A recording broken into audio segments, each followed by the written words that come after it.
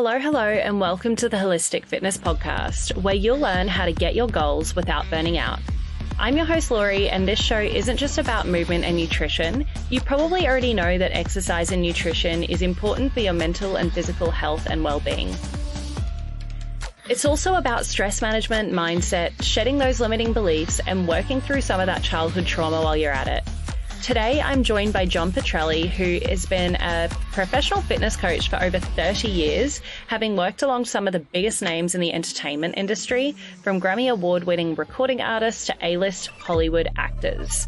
In 2021, John's life took an unexpected turn where he became paralyzed with Guillain-Barré Syndrome. I'm so sorry if I pronounced that incorrectly, as it was the first time I'd heard of this. And it's a rare autoimmune disease that landed him in the ICU. With a lifestyle so heavily dependent on physical health and well-being, John really needed to rely on mental strength to overcome this disease.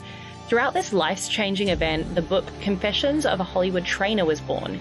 Here, John's life is chronicled, sharing his experience and the tools that he's used to change his life, as well as the lives of countless others. Now, John Petrelli's experience was quite inspiring and quite hard to listen to at times, going through such a physical lifestyle to all of a sudden being bedridden and having to find some other sense of purpose. That's no easy feat for anyone. So I'm very excited to share this conversation with you and hope it inspires some of you to really focus on what's important to you all and gives you some sort of inspiration to just help you drive you forward in life. How are you going today, John? Everything's good. How are you doing? I am good. I'm excited to be chatting to you from Austin, Texas, one of the places that's on my list. I love that. You're welcome to come and stop in. I'll show you around when you get out here. I love that. I am very excited. And something I'm specifically excited to chat to you about is you've been a fitness coach for over 30 years. That's a huge amount of time to be in the fitness industry. A lot of fitness coaches do it for a short amount of time or move into some sort of different modality, but sticking to that for such a long amount of time, I'm really excited to dive into your brain, learn a lot about you. But I do feel like whenever anyone gets into some sort of healing modality, whether it be nutrition, fitness, something more esoteric and spiritual, there's generally a backstory. So can you share the context that I would need to know why you help people in the way you do today? Oh, wow. That's a great question. So in a short answer, right, I found out that it was healing me. By helping people, I changed my life. And at the point where I started, I'm not 21 anymore. I started training people at 21. I just turned 51. So at that point in my life, I lacked direction. I needed a different social group. I needed to change my environment. And it was all about me at that time, where my life, my mindset, if something didn't go right, was blaming other people or not taking responsibility for my actions. And when I got into training people, I fell into my passion. When I saw someone change their life, the more I put over on that side, the more I got in return, whether it was helping someone to get ready for a wedding or they wanted to just feel better or walk or whatever it was, my soul started healing. I came from a dark place before that. And my soul started healing. And I was on this journey with people, and I just felt honored to be a small slice of their healing process, of their journey. And I was just lucky. I was lucky to find that at 21. Wow.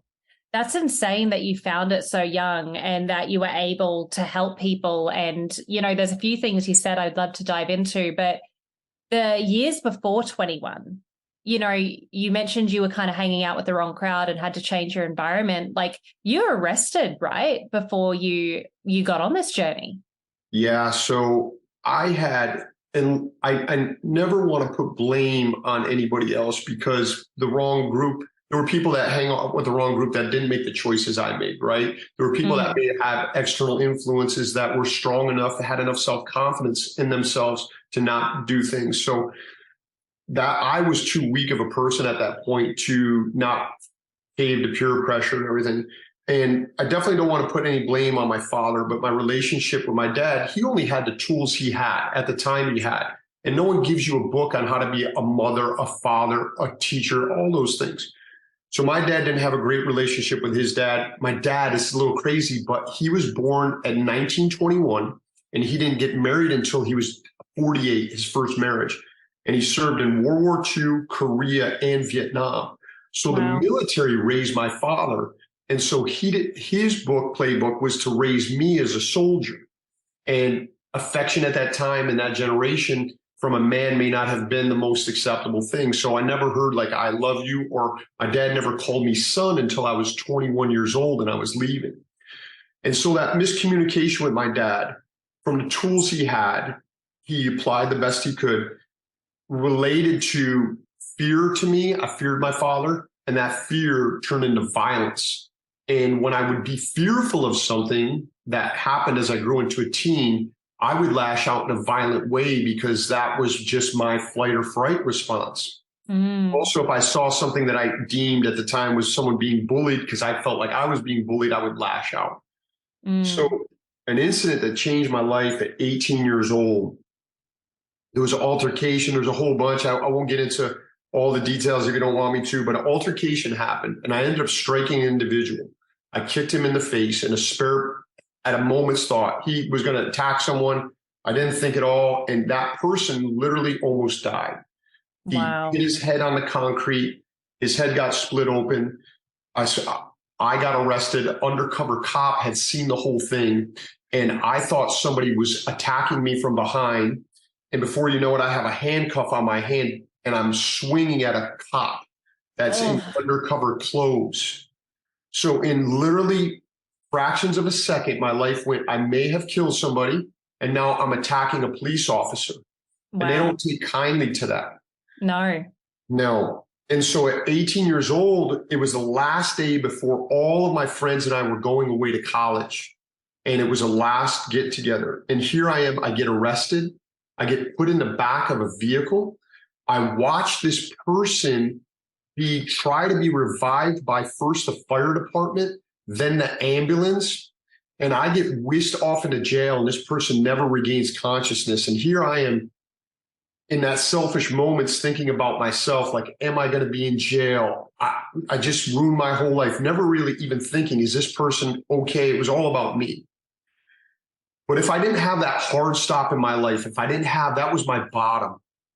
And if I didn't have that for me, doesn't mean you have to have a hard bottom like that, or you have to have this violent situation. It started changing my perspective. I had an introspective. What am I doing? Where is my life going? Here I am supposed to be going off to college, and now I have to go to court. I have to hire an attorney. I hope this person lives. So that person ended up living by the grace of God. And I had to go to court, and there's this whole story about what happened, but I was blessed to not spend time in jail. Other that night, I got an attorney. And in addition, let's just put that the individuals I got in a fight with had been in a lot of altercations before. They had been in and out of jail. And in return for testifying in another case, I got a reduced sentence and I got out of that. But at that moment, I made a decision to change my life. At that moment that happened like that, I knew I had to do something. And so I wish I could tell you that that was the ultimate moment that did change my life, but it was a start. We have a term in Italian called testa dura, means hard head. And I definitely have been accused of that, and I'm absolutely rightfully so. But that was the start of my changing. I started educating myself. I did the best I ever did in college, in scholastics. In high school, I was so bad that they literally passed me so they wouldn't have to see me again. I guarantee you some teachers did that. I have dyslexia. I had some learning disabilities, and it was challenging, but I put in the work and I said, I'm going to start changing my life. And within 2 years, I graduated from high school, and I had to change my environment, my peer group, who I love greatly, and it's not their fault, but the dynamic of us being together led to the same thing over and over. And it was many violent acts, many fighting in the street and stupid stuff. And I literally had $300 in my pocket. I told my family I was leaving. I bought a plane ticket, and I had a friend God bless his soul, that had moved to Southern California and said, I don't have any room for you, but you can sleep on my floor if you're willing to come here. And I packed my bags. And that was the first time my father had ever seen him be emotional with me. And he called me son, and he wished me well. And my mother, God bless her soul, she's such a savior. My mother's the opposite. She's from Italy, and she's giving and caring. And we wept, and I changed my life. I got on that plane and I slept on a floor, and I worked to being a trainer. I studied. I took way before your time, back in like 1994, there was only American Council on Exercise. And I took the test, and I passed the test, and I started, like, the Lord's light was shining down on me because I advertised. I paid people to pass out flyers, and my phone was ringing. I had an answering machine back in the day. People may see this and not know what that is. It was when your voice went out. And I was so young that I would disguise my voice because I didn't want them to think that I was 21 years old. And I would talk in a deeper voice. I thought it made me sound important. And they were asking me questions about training, and I haven't even formulated answers. They're like, how much do you charge? And I'm like, how much do I charge? And where do you train? And it just started rolling in, and I got my first client. I charged a whopping $12 a session. And from that client, I helped that person. That person's name was Zahia. I love her to death. She took a chance on me, and we lost like 60, 70 pounds. She became my biggest billboard. And a next client came, and the next client came, and I actually raised my rate to $15, if you can imagine. Wow. And it just kept steamrolling. And before you know it, within probably 6 to 8 months, I was working 40 hours a week as a trainer. Wow. And have you ever heard anybody talk so much without taking a breath? I'm sorry, but I'm glad you could be part of that. So. No, I have goosebumps, and I am so engaged and dialed into this discussion because it's so obvious that this was your calling. And I am so sorry that you had to reach rock bottom. And I love that you mentioned that not everyone has to reach rock bottom, but it would have been so traumatic, even though, yes, it was your choice to act with violence, it would have been so traumatic going through what you went through. And I know myself, like I did a similar thing when I was 20. I left Australia with a backpack and $500 and lived in a hostel. Wow. So I did a very similar thing, and it was because I needed to get out of my environment. And I think that that's a really important thing to know from your story. And for anyone listening, like if you're just like hitting your head against a brick wall with trying to change a habit, sometimes like injecting some fresh air into your environment, you don't have to move across the country or move out of your country, but finding some sort of different environment can sometimes be what you need to give yourself that kickstart into what you're meant to do, whether it's a new habit, new job, whatever it is. I couldn't agree more, right? That is definitely one way.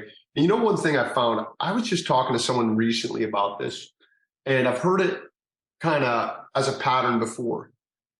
There's no perfect human being. There's no one that's perfect, right? So let's stop trying to be perfect, number one. And when I started owning up, and it was a process, but I started owning up to my past, there was a lot of shame tied to my past, and rightfully so. And I've asked for forgiveness, and I've tried to pay it forward.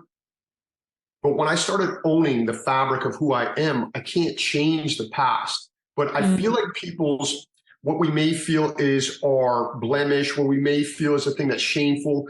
If you look at it the right way, it becomes your superpower. It becomes the thread of who you are, the fabric of who you are. So because I was pushed to do all these things, sleep on floors, eat on a $15 budget per week, I know I can handle other things. I know that I can help people handle other things that can relate to that. If I deny those things about me, I'm not being truthful to myself, and I'm not being honest to someone that can then see me, relate, and go, man, this person was able to do that. It wasn't easy, but they were willing to put in the work, and I can do that. And so you have to own what you are. You have to go, hey, I want to change things. I'm willing to put in the work, but this is who I am. It's part of the fabric. And it's my beauty. It can be your beauty of who you are. It's why songs are written that we relate to, right? We hear the pain in the song that's written. We go, oh my God, And it brings us to that place. People relate to stories and vulnerability. People don't relate to a curated highlight reel, and especially in fitness. And I found like a common thread with clients is like a huge part of not fitting into even the gym environment is bullying or some sense of feeling like they don't belong. So I think it's important as trainers or, whatever your field you're in, is to own all the parts of yourself, especially the bits that are a bit sticky and not nice. Yes. The bits. I love that. Oh. Something else you mentioned a little bit earlier that I noticed is when you were speaking, before you went into your story, you said that you can't blame the other people around you for the actions you took. That sounded like total accountability, and not everyone has that. So can you dive in a little bit what accountability means for you specifically, but also when you're training clients? Oh, that's a great question. So, there's an evolution, right? I'm here at 51 and I'm a different person than I was at 41 and 31. So if somebody's watching this and you're back in that 18, 21, 30, whatever, right? Give yourself some grace first off. Be patient with yourself and be as kind to yourself as you would be to somebody else. I feel like sometimes we are kinder to other people than we would be to ourselves. Even though I hold myself to a high standard and I want things and I need to achieve things, I sometimes maybe not as kind to myself and people aren't. But accountability is everything. What kind of power do we get from blaming others? What do we get? What do you get from that? I haven't come across anything that I've gotten from putting it outside, right? This person has done that, or if they didn't do this, I'd have this, or, so once I realized, yes, did I have challenges? Absolutely. Were there influences? Absolutely. Have other people been able to have those same things and still do something positive and still help other people and still be able to give their gift to the world? Yes, right? So how am I going to sit here and be blaming other people and not being accountable? So once I took that step, that leap to look at myself and go, okay, it's you, John Petrelli. It's you that needs to change this. If you want this, you can change this. If you're willing to work, you're willing to be able to do this, you can change this. So being accountable was absolutely the first page of changing the story of who I am, because I cannot be honest with myself and other people if I'm not being truthful to where I'm at. I'm not being truthful to who I am if I'm not taking ownership. So once I started taking ownership, then you and I can have an honest conversation, right? And we make mistakes all the time. It happens. They're beautiful. If we look at them, some of the best things in my life, maybe your life, have come from a mistake. And if we own those mistakes and go, you know what? I screwed up. I screwed up. But I'm going to learn from that. I'm going to take some tools in the future. I'm going to use those tools to help this person, and this person, because they made mistakes too and they can understand. Now, with my client, go ahead, please. I was going to ask you about your clients. So let's go. With my clients, right? I think sometimes if we have that moment, we can be fearful and going, I'm flawed. If I'm flawed, I don't get love, whatever those connections are. People have to be accountable to themselves on every level. And some are harder than others, but to go, yes, I am flawed and that's okay. Yes, I did make this mistake and I'm okay. And sometimes, Lori, you had mentioned earlier that we have to surround ourselves with a peer group or we change our environment, because I like to have people that hold me accountable. I'm okay with people being around me that agree with me, but I don't get a ton if you only agree with me. I don't want to hear what your position is. I understand that you may give me information that may change my point of view. I'm not so entrenched in what I believe to go, this is absolute. So please educate me, enlighten me, and together we can probably make something beautiful. So I hold my clients accountable and we have honest conversations so they can therefore hold themselves accountable and have that truth with themselves. So just have conversations on like, okay, what's the truth here? Are you tired of constantly feeling burnt out while trying to achieve your goals? Do you find yourself struggling to maintain motivation and productivity over long periods of time? I'd like to introduce you to the Goal Getting Journal, the ultimate solution for those of you who want to surpass their goals without burning out. Our journal is designed to help you set achievable goals, track your progress, and maintain a healthy work-life balance. With our journal, you'll discover practical strategies for managing stress, staying motivated, and avoiding burnout, including time blocking, habit stacking, and so much more. You'll also learn how to prioritize your tasks and maximize your productivity so you can get more done in less time. The Goal Getting Journal is perfect for anyone who wants to achieve their goals without sacrificing their mental health and well-being. Whether you're an entrepreneur, a student, or just someone who wants to make any positive change in your life, the Goal Getting Journal can help you stay on track and avoid burnout. And for Holistic Fitness podcast listeners, you can get 20% off your first journal using the code HFPodcast. Go to goalgettingjournal.com and type HF Podcast at checkout to get your discount. So what are you waiting for? Order the Goal Getting Journal today and start getting your goals without burning out. For sure. And I think having that coach in and itself is helping you change your environment, because you've got someone in your corner that's going to cheer you on, but equally you've got that person in your corner that's going to hold you accountable and hold you to a higher standard than maybe you can hold yourself on some days. Right. And in that, right, and as coaches, right, we look at that, and when I see people do that, especially for the first couple of times, I am inspired by their action. They may think they're inspired by me, but I'm inspired by them. Yes. I have some clients, they are way stronger than I am. And I just that's not to say I'm not a hard worker, but I have some people that have just progressed at such an insane rate that they inspire me. I'm like, wow, you're amazing. Right. It's so good. I am curious though, I've been, my first job was actually a gymnast coach. So I've been coaching for a long time, since I was 13 in some sort of way, but certainly the full-time fitness coaching, that's been 7 years for me. So I am curious, a 30-year background of fitness coaching. I don't even know how to ask you a question, but can you maybe just tell me the most impactful habits that anyone can do to be the fittest, healthier self? Just impart your knowledge on me right now. Okay. So I don't know if this works for everyone, but I can tell you that this has worked for a large swath of my clientele, right? Which is very diverse. I train people up to 88, 89 years old. I have kids. I just got done seeing 2 14-year-old athletes. So one thing that I've learned is that it's hard to call upon something, whether that is knowledge you haven't used in forever or an action. If I had to hold my breath right now, and I haven't practiced holding my breath at all, it's something I don't do at all, and I go underwater and I hold my breath, I might be able to get 20 seconds, 30 seconds, whatever that number is. But if I work at that on a daily basis, I become used to that. And things that have been uncomfortable now become comfortable. So I have made it a priority to put myself in a position where I'm always learning. Okay. I'm always trying to learn something every day. It could be the simplest thing from a client that inspired me by being brave and being accountable.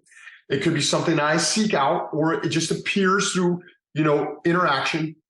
But I always try to put myself in a place where I'm learning something that I might be a little uncomfortable in. I'm a little uncomfortable talking to you and exposing myself, but I try to hold myself to this thing where I'm going to do that. So the biggest thing I can do and tell people is every day, every single day, 99.9% of the time, for me, you can craft your own. Steal some of the stuff I give you and then add your own. But I start every day. Number one, I don't look at any technology. I don't look at anything that's going to distract me. And I do Wim Hof breathing. Awesome. If you're not familiar with that, it's free on YouTube, and it's a type of breathing. And I kind of center myself and I get back to where I am. And then I give what is my mantra for the day, kind of my thankfulness that, hey, another day has started. Not every day is guaranteed. I woke up and I go over everything I'm grateful for. And I've created some different things that I particularly say that are very important to me, and it centers me. So that's my first 15 minutes every day. Before that, I drink water. I drink 2 glasses of water. I start my day off with some hydration. Then I do that, and then I do some type of physical activity. I find doing that first thing in the morning allows fewer distractions and things that will come into my life to take away my time for myself. So I do that first thing in the morning. I get up at 4 o'clock, 4:30, whatever it is, to get it done ahead of time. And now I started hydration. I started meditation. I went ahead and did my accountabilities. I'm grateful. I tell everything I'm grateful for. And now I've done some type of physical activity. 6 o'clock in the morning has not rolled around yet. And now I'm in a better place to be a servant to other people that need some of the talents I have, that need some of my essence, and I can help them. That puts me in the best position, whether you're a teacher, a doctor, a fireman, a police officer, whoever you are, a coach. We have to nourish ourselves to help a mother, a father, right? We have to be there. So I say, give yourself some time, some grace, so you can then be the best when you have to serve and help others. I love that. It's like filling your cup so that you're not like pouring from an empty pitcher. You're like first thing, making yourself a priority. And I love how you explained like you're not getting any distractions, because essentially the moment you pick up your phone, you're giving your energy and focus to others rather than giving it to yourself. So you're doing your most important habits, which is hydration, breath work, movement, before moving into the day and serving others. I love that. That's really great. Oh, thank you. I find it's important. Do you do some of that? I do the breath work for sure, and I do the drinking water. I don't touch my phone for the first hour of my day. I've always not. I also have a rule, no phones in my bedroom. So I don't have it in my bedroom. I don't know. I think because I've been doing it for so long now, like I did Vipassana in India, which is like a 10-day silent meditation retreat. We did lots of pranayama, which is like the breath work in yoga. I did my yoga teacher training in India as well. And I feel like it sounds really weird. I can feel energy so easily now, and I can just feel the energy of my phone in my room. I just can't do it. So yeah, I am pretty strict on that practice. I love it. I don't have the phone in our room either, right? I don't have that in there. That's great. I think that's a great tip to give people. Plus, if you don't get restful sleep, you're going to be starting with one foot down in the sand the next day, right? So we got to get some restful sleep. That's huge. For sure. That was going to be my question, though. You wake up at 4. Do you like go? How much sleep do you get? I'm sleeping right now. You're sleeping right now. No, but I think I'm a typical. So women do need more sleep than men. I need between 8 and 9 hours sleep, and I've got one of those Whoops that track it. I get great sleep, but it's always telling me it's over at 8 hours. But I do know women on average do need more sleep than men. This is averages, but I was just really curious. I'm like, how much sleep do you get? So sometimes, I have to, I'm always working to have balance. I'm much more of a type A person. So sometimes I don't get enough sleep, and my performance and my mental acuity and my communication suffers for that, right? And I can only go so many days with like 5 or 6 hours sleep, and then I have to catch up. But I try to go to bed around 9 o'clock. And then I've been getting up for so long, for 30 years, to train people in the morning. A lot of people want to train before they go to work, right? And I understand that I wake up naturally at I don't even need an alarm clock. Sometimes I wake up at 3:45, 4 o'clock. Sometimes I try to get myself to go back to bed, but other times I'm just like, let's get it started. And I have a ton of energy. I think, just my circadian rhythms and everything and my biological rhythms are kind of geared towards that. But don't call me at 9:30 because I'm Yes.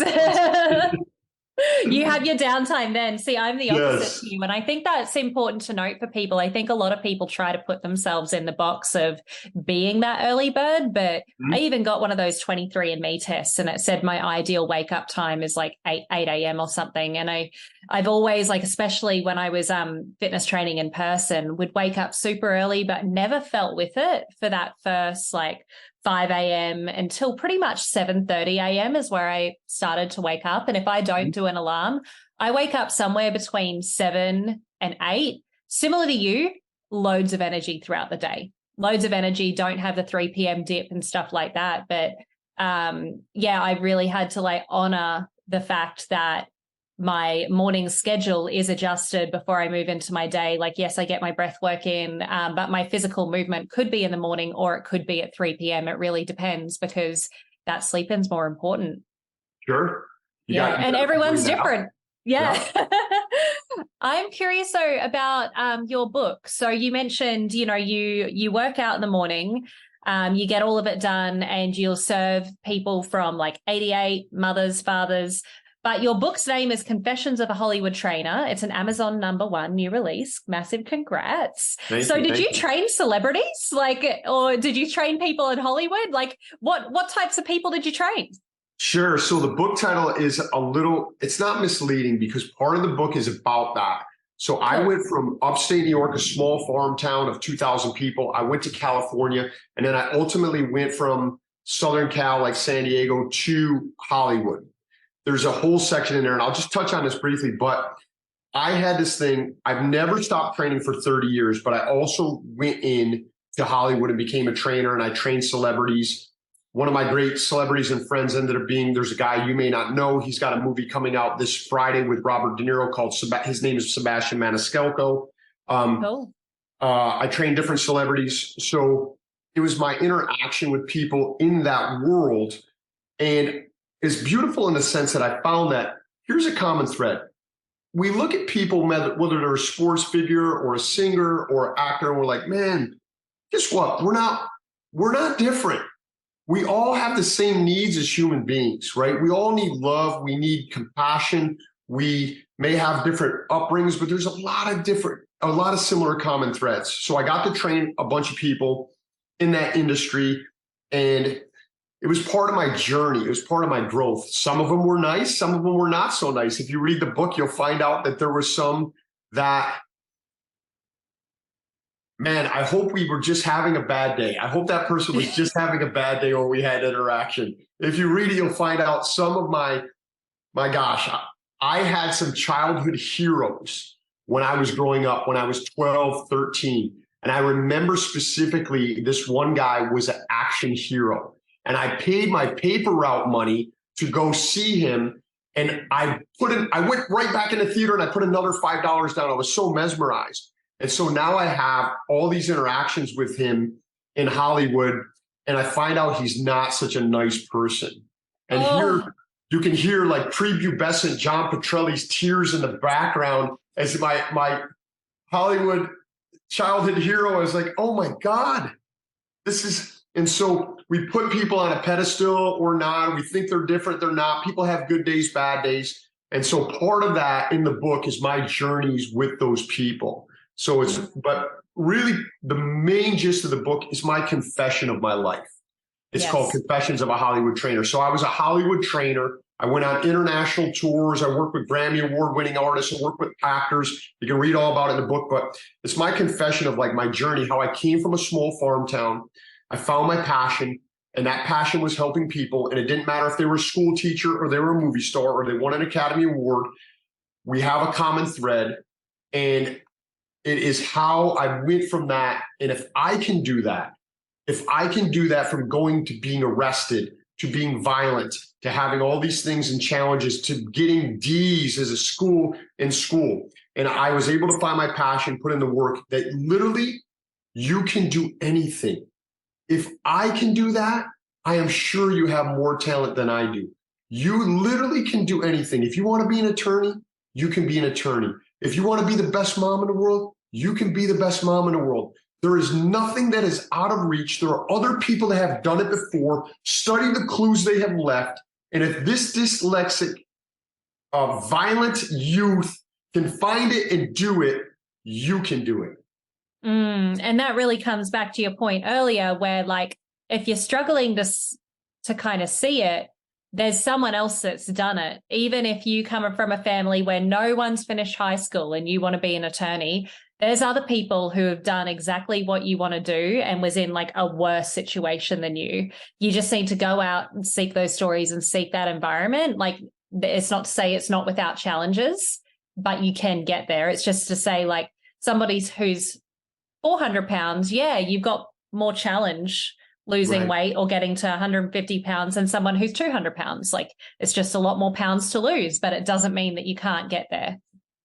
That's so true. You can get there. And, sometimes our loved ones may do this, and I'm not everybody, and they may not even know about it. There's comfort in the crowd. There's comfort in having people around you that mimic, that show off the same things that you have, either physically, mentally. So sometimes people will want you to think you can't do it because it's their comfort. It's something in them, right? Why try that? You might fail. And you know what you have to do? You have to have compassion for those people, because one day, hopefully, they'll figure it out. But you have to find the people that are going to believe in you. They're going to help you when you fall down and you get scraped, because you're going to get scraped and you're going to fall down, but are going to help you get back up and show you the other side of this. Yes. And so if you're in an environment where people are telling you you can't do this, you have to create a new environment. And you have to surround yourself with people that are going to inspire you. You're so right. And the people that are saying that you can't, they're not even intentionally doing it. That's a reflection of their state. Like, if you want to be a millionaire and you are raised by parents that earn, a good middle-class living, they can't fathom that. So they think you're dreaming big. They think you're being crazy. It doesn't mean that you can't do it. And I love the way that you speak about your dad, how you're like, he was using the tools to the best of his ability to raise me. Like, I don't blame him for anything. He was doing his best. And I don't think many people wake up and say, I'm going to do a really shit job at living today. I'm going to make everyone's day miserable. Most people don't wake up like that. Everyone's doing the best they can to their ability. Right. That's so true. And that's where they are in their point in their journey.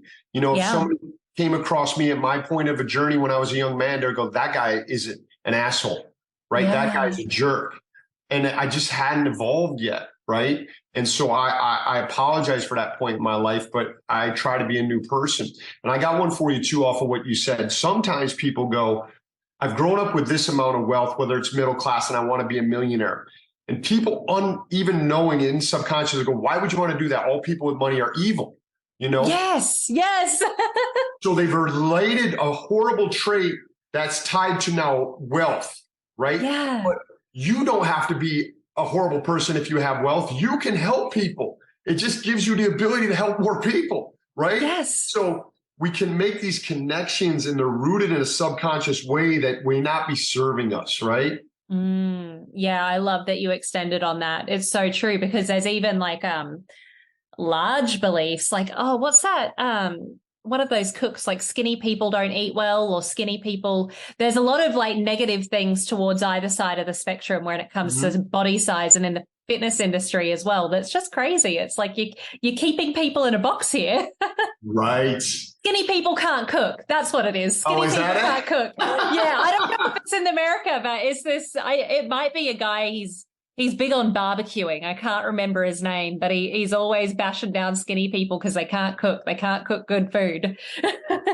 That's funny. I just learned something. That's fantastic. That's just a limiting belief. I'm really curious, though, about the common thread. So you mentioned that from school teacher to celebrity, we've all got a common thread. What are some of the common threads that you've noticed? Sure. We all have a bad day, right? Yeah. We all have a bad day. It can happen. So I got to travel with some people. I'm not going to put their name out there. It's in the book. And they are very recognizable. And I told them, I said, unfortunately, it's not great for you to have a bad day when you got to have it in private. I told them, this is just my opinion, because when someone comes up to you, they've been watching you for life. They may idolize you. They just want to shake your hand. They just want to say hello. For you as a celebrity, it may be this one-off that you don't remember, but you can be so impactful for someone as just say, could you take a picture with my kid? Can you do that? And so I told them, I go, there's a certain amount of responsibility you now have to, when you're in front of someone like that, to make sure that you do everything so they have a great interaction. But guess where the common thread is? As parents sometimes, as adults sometimes, we have a bad day. It's easy to come in the house and kick the dog. It's easy to come in and bring all that with you, whatever's going on. And sometimes, you know what? We got to let that go. We got to go, this person that I'm in touch with now, that has nothing to do with why I'm having a bad day. They are on a different, this totally unconnected, and I'm going to treat them as that is. And I'm going to help change that experience so they have a good time, so they have a great interaction. Hey, Holistic Fitness fam, a quick message from one of our sponsors, Ned. As you all know, I recommend good nutrition, movement, and stress management practices before supplementing, so you know what type of supplementation that your body actually needs. For me, I supplement with very few products, but Ned is one of them. I'm a type A, high-energy, ambitious business girly with massive goals. And sometimes I honestly just need to chill out and relax a bit. I've found that both Ned's de-stress and sleep blends fit in with my busy lifestyle and ambitious goals, but I was honestly not a big fan of CBD products before trying Ned, mostly because of the culture surrounding weed. I just didn't want something that was going to alter my state of mind so that I became much less of a goal-getter or less ambitious. That was until I learned about full-spectrum hemp and their benefits. Ned blends are chock full of premium CBD and a full-spectrum hemp of active cannabinoids. Ned's full-spectrum hemp oil nourishes the body's endocannabinoid system to offer functional support for stress, sleep, inflammation, and balance. These products are science-backed, nature-based solutions that offer an alternative to prescription and over-the-counter drugs. All of Ned's full-spectrum hemp oil is extracted from USDA-certified organic hemp plants grown by an independent farmer named Jonathan in Colorado. I'm obviously a big fan, but don't take just my word for it. Ned CBD products have over 2,000 five-star reviews, and they work with incredible partners in the medical field like Dr. Caroline Leaf, Dr. Christian Gonzalez, and Dr. Will Cole. Ned is providing Holistic Fitness podcast listeners a very special discount. If you'd like to give Ned a try, listeners get 15% off Ned products with the code Lori Lee, LORILEE. Thanks, Ned, for sponsoring the show and offering a natural remedy to bring balance to so many people's well-being. We all want love. We all want to be loved, right? And if someone is lashing out in a negative way, I find that, there's some pain involved in that where somebody hurt them. So how do I find this thread? We may be different politically, we may be different gender-wise, we may be different, all these things, but how do I find a common thread of humanity that we can agree on? Mm-hmm. And how do I go ahead and listen to what they're having to say? And maybe what they're saying can impact my life and give me a new perspective, right? Take a time, take a breath and go, where's the humanity in this? Where's the compassion in this? So I found that, that we all have good days. We all have bad days. We all want to be loved. We all want to make some type of improvement in our life. We're all just human. We're all just human beings. The full breadth of human experience, yeah, and connection's one of them. I tell you what, I just had this reflection as you were speaking, John. When you were talking about the celebrity, I'm thinking, oh, that's why it's really important for celebrities to go on retreats and to have introspection time. Like if I was a celebrity, this podcast does really well, and all of a sudden I'm Andrew Huberman, I would just need to go on more retreats, or this is what celebrities should be doing. But then when you related it to the family situation, it comes back to filling your own cup first and giving yourself that space, because I'm okay, in normal everyday life, you can lash out on your partner, or you can give yourself the space to be able to be kind, be compassionate, or state your truth, because relationships and family life isn't always sunshine and roses. And it was just really interesting, how I could easily state what the celebrity needed to do, in my mind when you were speaking. But then I'm oh, wow, no, we all need to give ourselves some sort of space, not just the celebrity. It's just in a different scale. Right. You know what? You just had a realization. I've never said this before, and it may come out wrong, but boy, sometimes when youth or kids lash out, what do we give them? Give them a timeout. Yeah. Sometimes as adults, we need a time. We need time out for ourselves. Yes. Yeah. And I wonder where that comes from as well, needing a timeout. And it's funny because when you said, what do kids get? And I'm thinking reprimanded or the wooden spoon, but I'm like, oh, they probably can't do that anymore. Time out. Yes, correct. I got the wooden spoon a lot as a kid. Yeah. It's a different era. What is a timeout? It's a breath. Just take a breath. Yeah, relax. take a breath. Yeah. That's so good. It's giving ourselves a timeout sometimes. And that's something I've learned the hard way in relationships, a little bit off topic, but I'm very communicative. And I know with one of my exes, when we'd have an argument, they just needed a timeout and to cool off. And I was that girlfriend that was like, let's talk about it. Let's talk about our feelings. I can't go to sleep on an argument. And I'm like, really should have given them, you live and learn, probably should have given him more space. Let's talk about it right now. Yes, I need to, let's go to the childhood trauma, dissect it all, understand the things. But speaking of like continuously learning, continuously growing and continuously evolving in your fitness journey, recently, you did have a little bit of a speed bump in your fitness journey, right? Yeah. Can you absolutely. speak to that a little bit and like how you navigated that? Yeah, so it's crazy. But in 2021, I was almost fully paralyzed. I came down with a thing called GBS or Guillain-Barré Syndrome. To kind of give you this progress and how I'm always learning, right? If you think you're out there and it's a problem to make a mistake, trust me. If you think anything I said is useful, this is a guy that still makes mistakes, right? I'm still learning. So I'm working long hours and it's hard in the sense it's challenging because I love what I do. So it's easy to go 12, 13 hours and go, I can do this. But I'm working long hours. My family got COVID. My kids did first. It was a speed bump on the radar. My wife got it. And then I finally got it. I also teach jujitsu. And so I was interacting with a lot of people. And so you had to quarantine for a certain amount of days, right? Just you couldn't be around people. So now I'm in my house. I'm not that bad, but I'm doing the assault bike for like 30 minutes. I'm going bananas. My wife wants to kill me because I can't stop moving. Well, I ran myself into the ground, and I don't know if there's a direct connection, but they say there could be. So I had COVID way worse than I should have. Everybody else got over it. And then I got a bacterial infection from jiu-jitsu. I had somebody's toenail cut my leg and I got a bacterial infection. So it could have been that too. A little nasty, right? Yeah. So here I am. I'm getting over COVID. I back to work. I get a bacterial infection. They give me some antibiotics, excuse me. And I'm working long hours and I suddenly can't start feeling my feet. And like my feet start going numb. And I don't tell anybody. I don't tell my wife. I don't tell anybody. I'm going to work, everything. This goes on for 3, 4, 5 days. My feet start now hurting so bad that in the middle of the night, I'm getting up at like 2 o'clock in the morning. I'm taking ice baths to relieve the pain. And I don't tell her what's going on. Then before you know it, my hands start going numb. So I break down. You know, we can learn a lot. Guys can learn a lot from women. Women have this thing.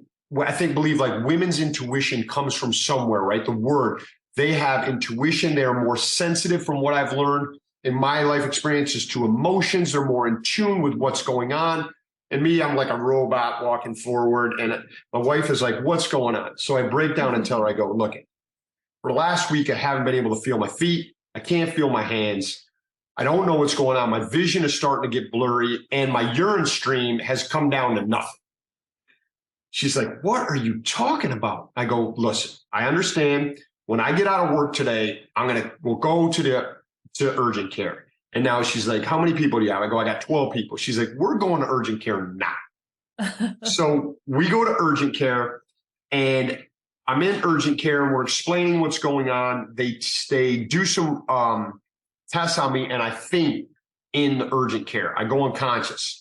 That's crazy how you were going for like a week and then you faint as soon as you get to urgent care. Sorry to stop, but that's just so weird. Weird, right? And so in urgent care, they start doing a bunch of tests. They're looking at my symptoms. They go, look, we don't want to scare you, but we think you might have this thing. You could have an autoimmune disorder, which could be MS, or you could have Guillain-Barré syndrome. We don't have the ability to test here. We're going to send you right down the street to this big hospital, and they need to do a spinal tap. We recommend you get a spinal tap. They pull fluid out of your spine. Wow. So as I'm we pack up, we leave there. My wife's taking me. My Energizer battery is just like being drained. Like I'm having trouble shaking people's hands. I'm having trouble now feeling from my knees to my feet. It's ascending up my legs. We get in there, they start doing some basic tests. My reflexes are going. Like you tap my knee leg doesn't move anymore. So the doctor, they take a spinal tap, they put a needle in my spine, they take the spinal fluid out, and they go, it's going to be a little bit before this test comes back. You can go home, but if any of these symptoms start increasing, if the numbness comes from your knee, starts going up your leg, you have to come back in immediately. Or you can wait here in the hospital for an hour till this test comes back. So we go home, I live down the street. 20 minutes later, now I can't feel the top of my leg down my knees. I'm having trouble walking. I'm having trouble moving my limbs. We go back to the hospital. We're like, absolutely, this is happening. The tests come back. I come back. I either have MS or Guillain-Barré Syndrome. Now, you have a person whose life is defined by their physicality for 30 years. Yeah. I'm the guy that rides the assault bike for a half an hour when I have COVID. It's in my book, but I've been airdropped in British Columbia, Canada with no equipment and survived for 14 days, running a marathon a day for 14 days. It's crazy, right? So this is my mentality. So I'm in there, and the next thing you know, within 24 hours, I can literally only move my eyeballs. Everything it's eating away. I come back, I have Guillain-Barré Syndrome, and that eats away at the myelin of your nerves. So your nerve endings control your muscles, your neurological system, and I'm just getting weaker and weaker. The doctor comes in, I can literally only move my eyeballs. So I'm in the ICU for 10 days in isolation. I make a definitive decision that no matter what happens, I am never once going to complain. I know there are people that are in the ICU and other rooms that are not coming out. I make a decision that if I want to come out of here and see my two boys, I am never going to complain, because I know that I know in my heart, I'm going to do everything I can to make it out of there. I surround my environment with music that inspires me. For me, that's Bob Marley. Ziggy Marley's one of my clients for 20 years. I don't care what anybody thinks. I am starting to play Bob Marley 24/7. I love hospital workers. I love doctors. I love all our rescuers, but they are underserved. In the hospital, the food is a joke. They serve food from the cafeteria that has no nourishment. It's French fries, hamburgers, chicken fingers. My wife, God bless her soul, she goes home, she starts pureeing me organic food.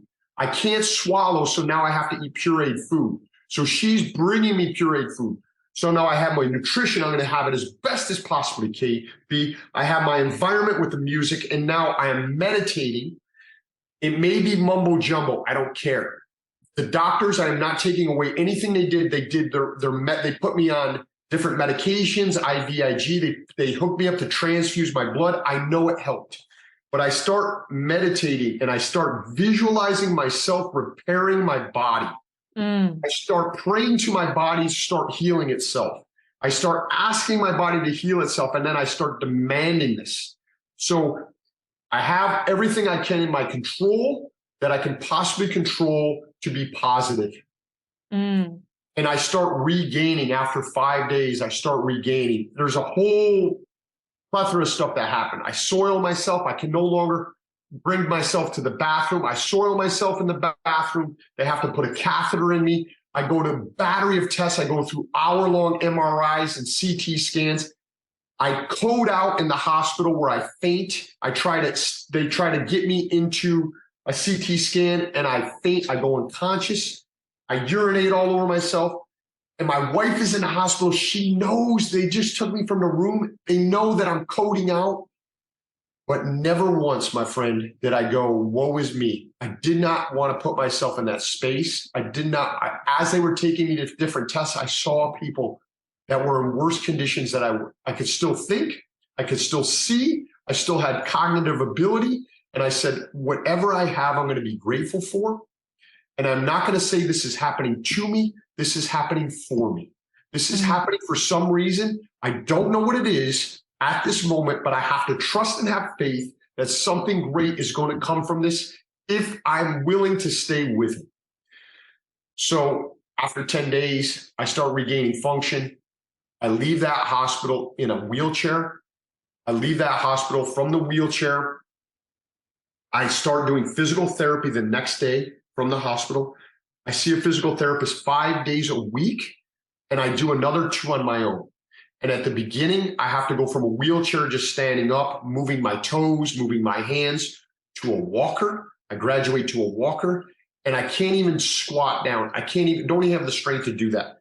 But I continually do whatever I can, moving my toes, moving my fingers, standing up. Now I can squat a little. I fell down. Okay, I'm going to get back up. I'm going to make it to the couch. My wife is sleeping. She doesn't want me going around the house. I go around. I'm doing laps with a walker. So I graduate from the wheelchair to a walker, to a cane. And with 3 months, I get just about all functionality back in my body. I still don't feel my feet right now. Like, my toes are still numb, but if they remain numb for the rest of my life, I don't care. And I get back to full functionality. And through this, I was out of work for 3 months rehabbing. I said, how do I do something to inspire people? How do I take this thing that I could look at as a tragedy and turn it around? Remember, I have dyslexia. I spell so bad that when I type something, spell check goes, I don't have a fucking clue what you're doing. Relatable. No suggestions. So listen how crazy this is. I'm listening to an audio book of someone I knew in the jiu-jitsu world that wrote a book, and I go, man, how good would it be to do a book?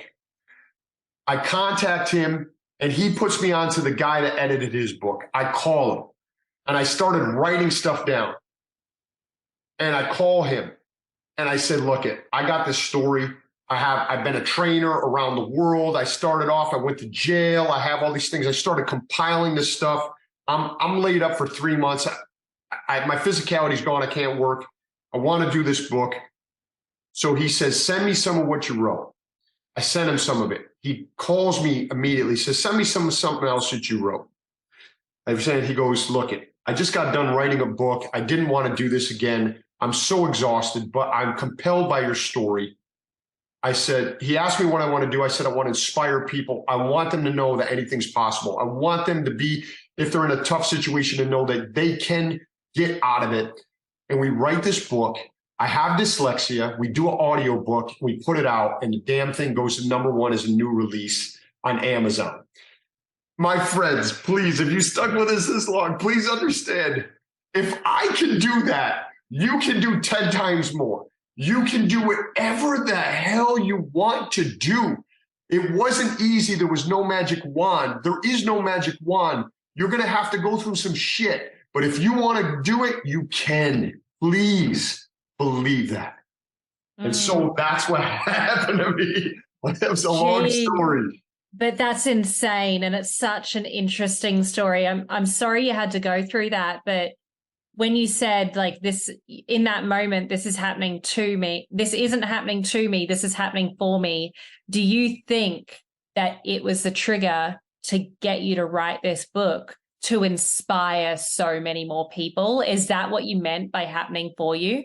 Yes. If it didn't happen, if I was fine and I was working 12 hours a day, I wouldn't have had the opportunity to do this. I wouldn't have been able to sit down with myself and go, okay, I had all these things. There were all these different challenges. How can I get them to help other people? I had shame connected to getting arrested and going to jail. I had shame connected to these other things. I had shame next to failures. I said, how do I be truthful to myself at this age, at 50 years old, compile this, not for myself out of ego, but to help other people? So it had to happen for me. If it didn't happen, I would never had this. I couldn't have done it. Yeah, for sure. And I love the way that you were speaking about you being in the hospital bed and not being able to move. Like, it was the perfect blend of, like, Western medicine that's very reactive and then preventative medicine. Like, I do view movement and nutrition as preventative medicine. That's my point of view. But even, you know, lying down and meditating and surrounding yourself by an environment that was giving you kind of that high vibrational energy. It reminds me of Joe Dispenza. I'm not sure if you're familiar with him and his story. Yeah, he got in that accident and they were like, you're going to be in a wheelchair for the rest of your life. And he was like, all right, I know what I can control, and started healing his cells and became one of those quote unquote miracles that could walk from having, I think it was a broken spine. I may be miscommunicating there, but it was something that was crazy. And you were able to be thankful for all the reactive medicine you were receiving, which would have helped for sure. Like, I certainly don't think that people should stay at home and not receive urgent care, right? but also using what you knew. Right. Yeah, that's right. I could have been in there and had a pity party, and that wouldn't have served me at all. Right. Exactly. And it comes back to what you spoke about at the start of total accountability, of taking accountability for where you were right now to really move towards where you wanted to go. Yeah. And, you don't understand what you're doing right now. Sometimes the ripple effect of where it's going to go, who's going to see this, right? Maybe a year from now, maybe 5, whatever. But because of this, people have read my book, and I'm going tomorrow. A neighbor read my book and said, oh my God, I had someone that just came down with GBS and he's in the hospital and he doesn't know what to do. Would you talk to him? So he just got out of the hospital, and I'm donating time. I'm going to his house. He's like, please, can you show me what you did when you got out? I had someone call me from Cleveland and said, I read your book and I have GBS. I'm in the hospital, 72-year-old lady. So I get on the phone. If I don't take the initiative to do that, those connections never happen. So if you're listening to this, what is the one thing? I don't want to get...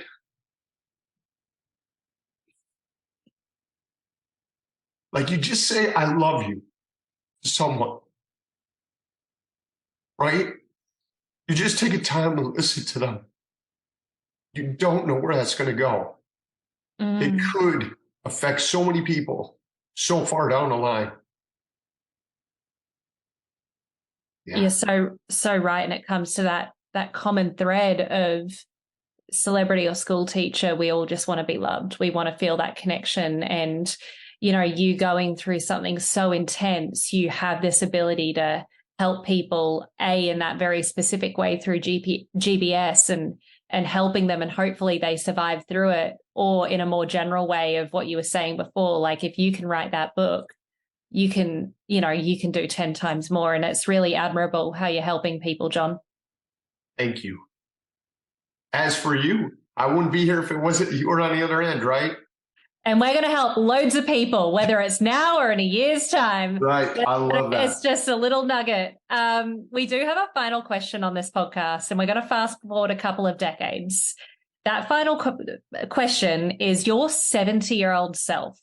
What would 70-year-old John Petrelli say to you right now? Thank you. Thank you for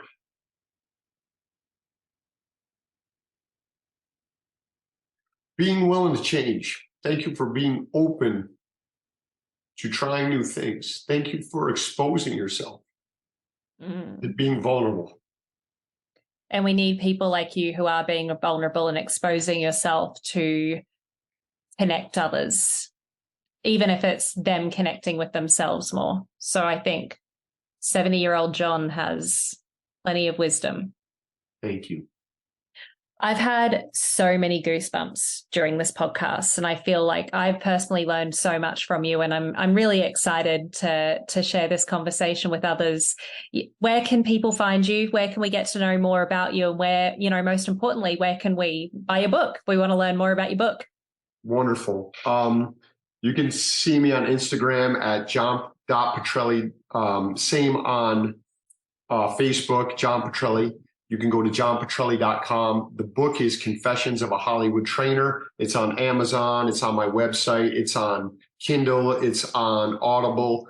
I want to put this out there. I'm such a crybaby. It's so important, though. Usually I'm the one in tears. Thank God for your strength. I want to put this out there. If you're listening to this and you happen to be in the field that's a rescuer, whether it's a doctor, a nurse, a fireman, a police officer, I donate a certain amount of my time every year. And I feel like we need to help the people that help us in our time of most need. We see an ambulance go by, and sometime in the past, I would think that's an inconvenience for me because I have to pull over, right? But there's somebody in the worst dire time of their life could be in that ambulance. We rely on the people that help us.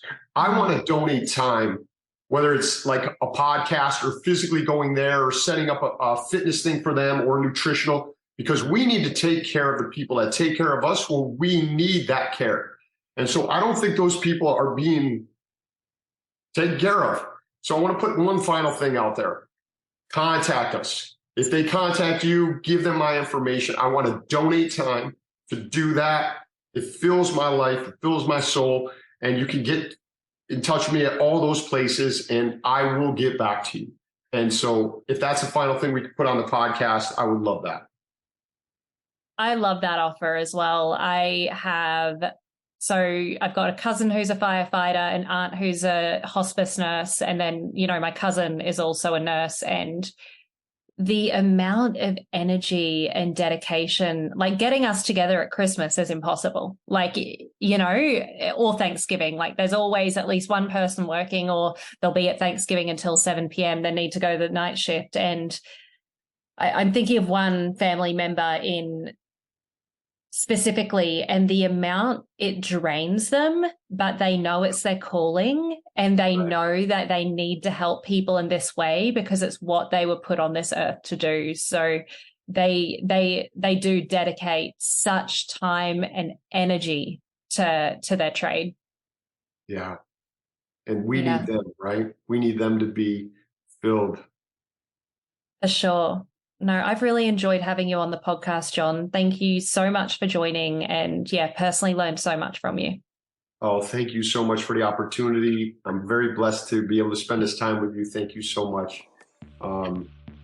Thank you. Thanks so much. And for everyone else listening to the podcast, whether you're in the car, cleaning the house, whatever you're doing today, eat well, move well, breathe well. And until next time, keep shining.